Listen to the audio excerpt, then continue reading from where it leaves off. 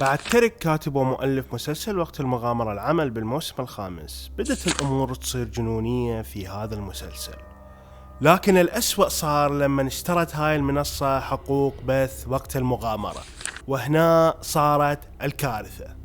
اليوم راح نعرف ليش صناعة الانيميشن والكرتون جاي تدهور بالعالم ومحطات مسلسل وقت المغامرة، وليش تحول من تحفة فنية إلى عمل تجاري رديء مليان بالشخصيات الغريبة، وليش منصة HBO جاي تدمر أعمال كارتون نيتورك، وليش الموسم الثاني من فيونا وكيك هو أفشل موسم في تاريخ المسلسل. وياكم البيج ننشر بهاي القناة محتوى الكرتون والمسلسلات، كذلك أحداث معينة تخص يوتيوبر وحياتهم وقصصهم، وكذلك أمور سياسية وغيرها من الأمور. فإذا أنت تحب هيك أنواع من المحتوى سوي اشتراك ولايك ويلا نبدي.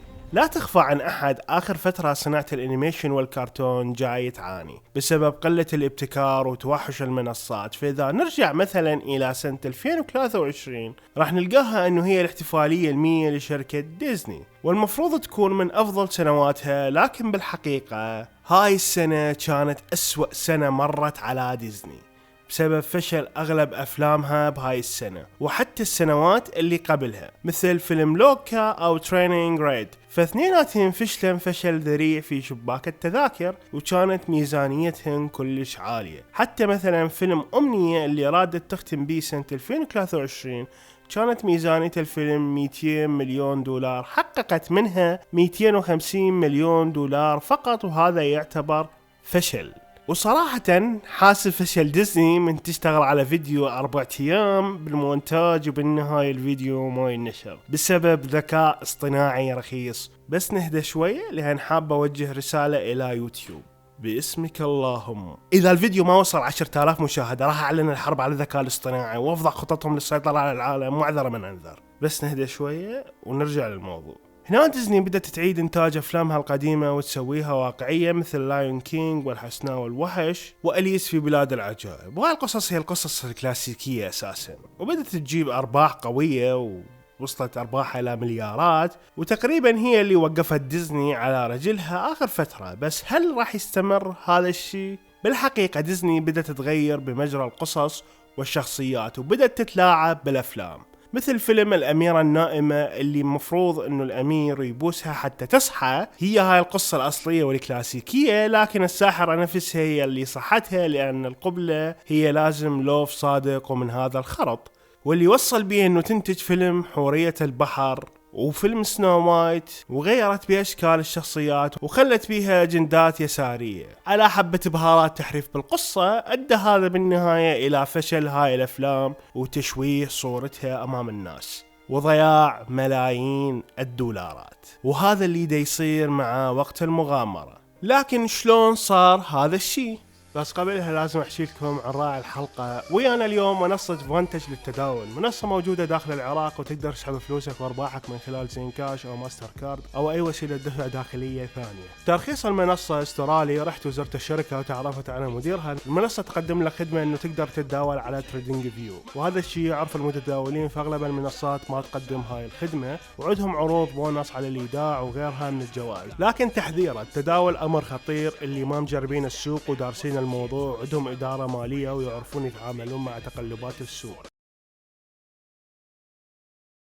قبل سنة 1992 كان الكرتون ما يطلع غير يوم السبت الصبح على القنوات العامة، فما كانت اكو قنوات كرتون متخصصة بالكرتون، بس كانت نيكولوديان تعرض الكرتون بشكل جزئي، وقناة ديزني كانت قناة عائلية وتعرض الكرتون على فترات متقطعة. لكن الأمر صار لما هذا الشخص اشترى هانا باربرا. هذا الشخص اسمه تيد تيرنر. شركة هانا باربرا كانت المالك الأصلي لكرتونات مثل سكوبي دو، فلينستونز، توم وجيري، وقرر أنه يفتح قناة تبث الكرتون 24 ساعة، وهذا اللي صار سنة 1992، وانفتحت قناة كارتون نيتورك. وللعلم أنه قناة كارتون نيتورك بذاك الوقت كانت تبث انمي دراغون بول، لكن كارتون نتورك ما كان عندها أعمال أصلية ولا كان عندها استوديو، كانت قناة ضعيفة جدا، فكان عدد الأسر اللي اشتركت بالقناة على الخط الأرضي هو 2 مليون فقط، مقابل 50 مليون عائلة مشتركة بنيكولوديون. لهذا اضطرت القناة انه تسوي أعمال أصلية، فنزل أول عمل أصلي كارتون نتورك هو سبيس جوست كاست تو كاست، وهو برنامج ساخر عن أبطال خارقين، كان مقتبس من مسلسل سبيس كوست اللي هو من إنتاج هانا باربرا، الشركة اللي انبنت عليها كارتون نتورك. They attach themselves, like those things in Aliens, that face grabber deal. Space Ghost, 15 seconds till showtime. لكن إلى سنة 1996 تم دمج شركة ترنر وورنر براذر، وصارت كارتون نتورك تحت وورنر براذر، عملاق صناعة الأفلام الأمريكية. لكن هذا الشيء هل أثر على كارتون نتورك؟ بالحقيقة كلش أثر على مستقبل كارتون نتورك بشكل إيجابي، فصار تركيز على كارتون نتورك بشكل أكبر، وانفتح استوديو كارتون نتورك، وبدأت أعمال كارتون نتورك الأصلية بالظهور، مثل مختبر ديكستر سنة 1996، وبعدها بدأت الأعمال تتوالى سنة ورا سنة، مثل جوني برافو، فتيات القوة، وكورة جاجابان، وساموراي جاك اللي نزل سنة 2001، وإد وإيدي. وأتذكر هاي الأعمال كانت تنبث على سبيستون وام بي سي 3 في بداية الألفينات قبل ظهور كارتون نتورك العربية، فكانت هاي أغنية فتيات القوة على سبيستون.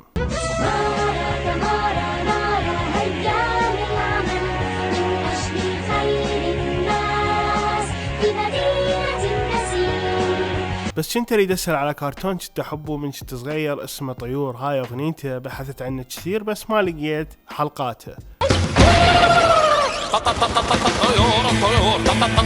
لهذا اذا احد يعرف وانا اقدر اشوفه اكتب لنا بالتعليقات. وبعد هذا النجاح من كارتون نتورك صارت القنوات مثل ديزني ونيكولوديون تبث كرتون وتصنع اعمال جديدة، لكن نجاح كارتون نتورك ما وقف الى هنا، بالحقيقة النجاح استمر والقناة بالصعود، خصوصا سنة 2010 حيث نزلت أول حلقة من وقت المغامرة والوقت العادي وجنريتور ريكس، وكانت سنة قوية لكارتون نتورك. وسنة 2011 نزل عالم جامبول المدهش وبنتين Ultimate Alien. سنة 2012 نزل مسلسل دريم وورك دراغون، مسلسل مأخوذ من How to Train Your Dragon، ونزل بنتين أومنيفيرس. وسنة 2013 نزل تين تايتن وستيفن يونيفيرس والعم جدو. و2014 نزل كلارنس وخلف حائط الحديقة. و2015 نزل الدببة الثلاثة وترانسفورمرز، وبعدها بدأت كارتون نتورك بالانحدار. فسنة 2016 صار تغير جذري في سياسات كارتون نتورك، وهو تغيير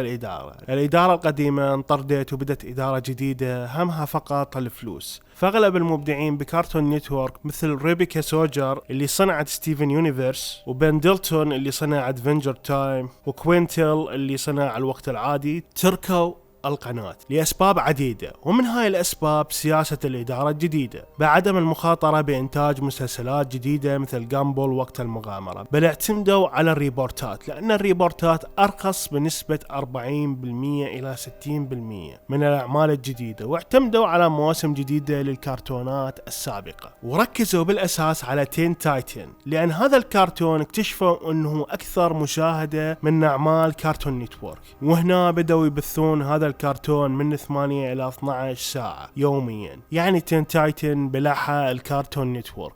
لكن إلى سنة 2018 انتهى كل شيء بالنسبة للكارتون نتورك، فانباعت شركة وارنر براذر الغير شركة واندمجت مع ديسكفري، وانتهت سلاسل كارتون نتورك اللي كنا نحبها اللي هي وقت المغامرة مثلا انتهى في سنة 2018، وصار التركيز على المنصات الرقمية أكثر من التلفزيون. بس ليش؟ الأمر كله كان ماشي بشكل جيد حتى ظهرت هاي المنصة الشريرة اللي اسمها نتفليكس. نتفليكس بدأت تظهر بشكل قوي بأواخر عام 2015 كمنصة بث رقمي، وبدأت تشتغل على أعمال أوريجينال. هذا النوع من المنصات مشكلته أنه يعتمد على الكمية وليس الجودة، فكانت تنتج أعمال كثيرة، لكن كانت ميمز بذاك الوقت. خصوصا سوت مسلسل ديث نوت وكان فشل ذريع لدرجة انه نتفليكس كانت ميم عن الأعمال الهابطة. لكن الأمر يمهم استمر، والعالم بدأت تشترك بيها لأنها تنتج أفلام ومسلسلات بشكل مستمر حتى لو كان الفيلم أو المسلسل رديء، لكن هذا الموجود. وهذا الشيء انفجر بسنة 2020 مع الحجر الصحي اللي صار بالعالم، بسبب انه العالم كانت محجورة بالبيت وكاتلها الملل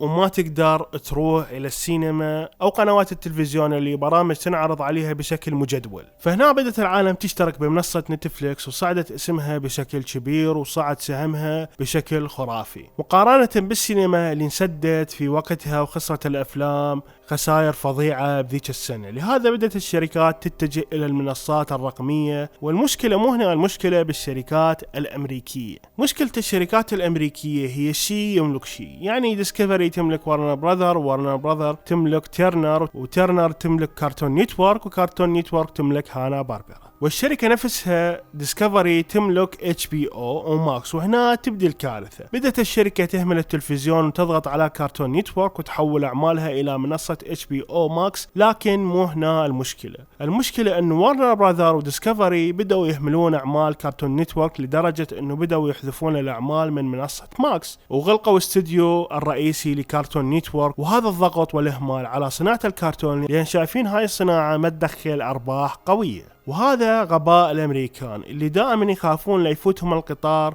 ويبدون يجددون بشكل عشوائي بدون تخطيط. ورغم أنه صناعة الانيميشن تعاني في أمريكا، إلا أن الانمي باليابان جاي يعيش أسعد أيام حياته وجاي يزدهر بشكل مخيف، خصوصا بالسينمات مثل انمي قاتل الشيطان. تحولت هاي السلسلة الى افلام وبدت تجيب ملايين الدولارات وبدت تجيب ارباح خرافية، لدرجة انه صناع الانيميشن باليابان انذهلوا من هاي الارباح، لان ما كانوا مفكرين انه في يوم من الايام الانمي الياباني راح يدخل هذا الكم من الفلوس. وهذا الشيء بدأ يلفت نظرة الامريكان مرة اللخ على صناعة الكرتون. لكن نرجع الى وقت المغامرة، شلون الكرتون بدأ يتدمر. وبعد كل اللي حكيناه، ناس استحوذت HBO ماكس على أعمال كارتون نيتورك وسوت مسلسلات مشتقة من الأعمال الأصلية، واستهدفت وقت المغامرة لأن هو أكثر تأثيرا والأكثر شهرة في مسلسلات كارتون نيتورك. فبعد انتهاء الكرتون سنة 2018 واللي شفنا أحداثه بنهاية حرب وزوال عالم كارتون وقت المغامرة بعد 1000 سنة، وموت أميرة العلكة ونسيان بيمو لفين، وتنتهي أحداث المسلسل. ولأن قيمتها داخل وارنر براذر وديسكفري أعلى من كارتون نيتورك، قدرت تألف عمل ثاني من عالم وقت المغامرة. والصراحة أفضل شيء سوته بوقتها، لأن شفنا فين وجيك بعد الموت، وشفنا بيمو من سافر للفضاء قبل أن يلتقي بفين وجيك، وشفنا حقيقة مساعد بوني ومدينة السحر. وبعدها أطلقوا سلسلة أوتاد اللي تحكي عن ماضي مارسلين وعلاقتها بمصاصين الدماء وعلاقتها بذول الخمسة ملوك مصاصين الدماء، وكانت سلسلة حلوة. لكن ما تحسون بدأ الكرتون يتم حلبه بشكل مخيف، وزاد الطين بله هو مسلسل فيونا وكيك. فيونا وكيك هو نكتة طلعت في أحد حلقات وقت المغامرة، وهو شغلة مخزية بعقل ملك الجليد، وهو اللي ألف هذا الكتاب وصار بيه هو البطل المحبوب في هذا العالم الخيالي، لأن كان بالعالم الأصلي هو منبوذ. لكن جتي HBO وشافت المسلسل لحد هسه بيحلب وبشغلات ثانية، فليش ما نسوي مسلسل فيونا وكيك ونحط بيه كمية أجندات مو طبيعية؟ وهذا اللي صار، ونزل الموسم الأول من فيونا وكيك، وكان عالم سحري بعقل سايمون. فسايمون بعد ما تخلص من التاج، هذا العالم فقد السحر، ومع تسلسل الأحداث نكتشف إنه هذا العالم سواه بريزمو، وسواه لأن فقد صديقه وحطه في عقل سايمون. وهنا تجيك رداءة الكتابة، فشون جيك كان ميت من سوى عالم فيونا وكيك، بينما هو كان بالبداية في عقل ملك الجليد. وهاي مشكلة كتابية الظاهر انه هم سلكوا لها. ويبدي المسلسل بفين البالغ وهو وسايمون بالغابة ويقاتلون دوب، فالدوب يدفع فين وفين يقع بالاشواق وينخدش، وهنا يتفارقون فين وسايمون، ونكتشف انه بهاي الاحداث جيك هو ميت. وبعدين ننتقل الى عالم فيونا وكيك الغير سحري، وهنا يطلعنا سايمون هو يحاول ان يستدعي جولب، لكن بالنهاية تطلع فيونا وكيك ويجون الى العالم الرئيسي.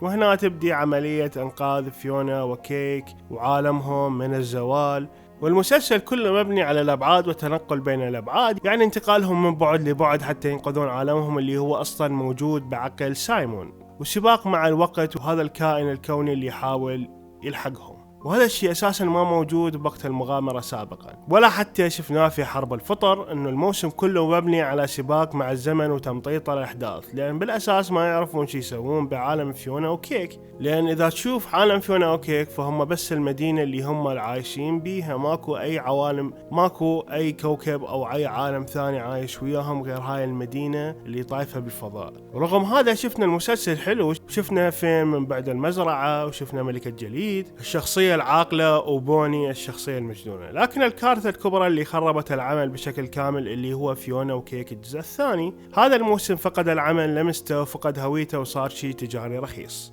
فنعم احنا نضحك علينا بنفس خدعة الموسم الأول اللي هو صراع مع الزمن. فكان الجزء الأول مبني على انهيار عالم فيونا وكيك وهذا الكائن الكوني اللي طاردهم، وهذا الجزء مبني على إنقاذ فين اللي انجرح بالموسم الأول وطلع الجرح مسموم، وهذا هم سباق مع الوقت، أما يموت وأما ينقذه. وهذا كله حتى يمشون هذا المسلسل اللي ما بي أساسا قصة وما بي فكرة، بحيث قصة عالم فيونا وكيك هو أنه تدور عن حبيب هي وكيك، وشون ألمها العاطفي من بعد انفصالها عن نمير النار وراحت ولقت هانتر، وانت فقط تكمل هاي المسلسة حتى بس تعرف شلون راح ينقذون فين. فنعم لازم يحطوا لك حقائق منا ومنا على وقت المغامرة حتى تقدر تكمل هاي القذارة. فلو ما حاطين فين متسمم ومحاولة انقاذه، من يباوع على علاقة أميرة العلكة ومارسلين. يعني أنا أعرف أنه نهيت المسلسل وبسلسلة أراضي بعيدة شفنا جيك وفين بالبرزخ وانتهى كل شيء وماكو شيء ينحلب بعد، وسويتوا عالم جديد بعيد عن البعد الأصلي، بس هذا العالم ما تعرفون شو تسوون بيه، فقط محاكاة للبعد الأصلي. وبالنهاية عمل رخيص وتشويه واستغلال العمل الأصلي اللي صنع طفولتنا، العمل اللي كان يشدك من قد العالم المفتوح لهذا العمل وكمية الإبداع والقصص وترابط الأحداث والعوالم الغريبة والمخلوقات الأسطورية في وقت المغامرة. عمل فني محبوك ومكتوب ومصفصف بعناية عن طريق الكاتب، بس هاي نتيجة المال من يتفوق على الإبداع. عمل مشوه تشويه للماضي. أنا إله نستوب، وفي أمان الله.